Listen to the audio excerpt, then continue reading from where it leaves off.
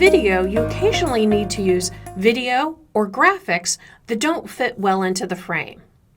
In this tutorial, we'll look at a few techniques to work with those. Like we mentioned in our using stills video, remember to consider video first. To do that, you can drop in your 1920 by 1080 video and then delete it, or you can set up your own sequence. And so we're going to use our 1080p 30 under digital SLR. Click OK, and there's our sequence. And we'll just right click to rename it. And so we're going to start with a screenshot. And oftentimes you need to use screenshots of letters, official documents, that type of thing. So that's what we have here. And so you can see our first problem is we need to scale this. So we're just going to select this clip and we're going to scale it. Now, our goal with this clip is to make part of it really readable and kind of the center of visual interest, and that's this center part right here. So we want to kind of cut out what is not of interest. But that means we also need to have a background in place. So we're going to use this as the background for our crop. So I'm just going to copy this right up here. The way I did that was holding down my Option key and dragging. Then I'm going to select the bottom clip, and we'll move this out of the way so you can see it. And we're going to add a Gaussian blur effect. So over in our project bin, if we use our arrow, we can drop down to Effects. Now if you don't see your effects, again, go to Window and Effects. And we're going to just search for Gaussian blur. And so there it is, and I'm going to drag this right on top of that clip, and you can see I'm getting that plus sign. And now in my effect controls, you see besides my regular motion, which I'll close, I have Gaussian blur. And so we're going to blur this so it just becomes like a background, and it's not really readable. Then we're going to move this clip on top. And so this is the one we want to crop. So we'll go over to our effects and we'll type in crop.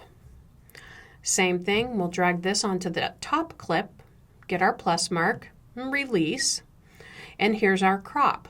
Now in this case, we don't need to crop the left or the right. We're just going to crop the top and bottom. So as I drag, you will see our crop is moving. And same thing with our bottom crop.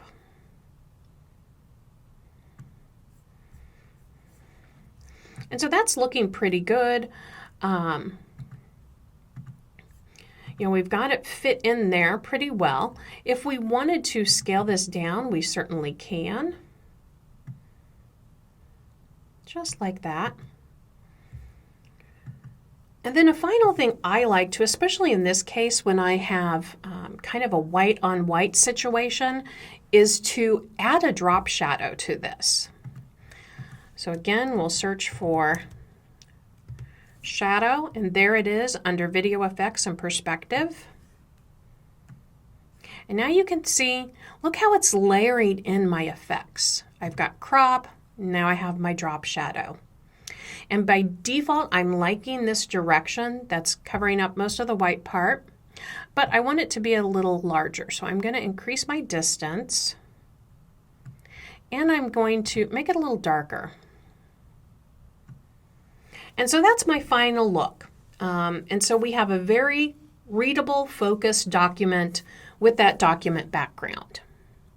Now let's talk about vertical content and what we can do. So I'm just going to stay in my same demo, and I have a vertical video.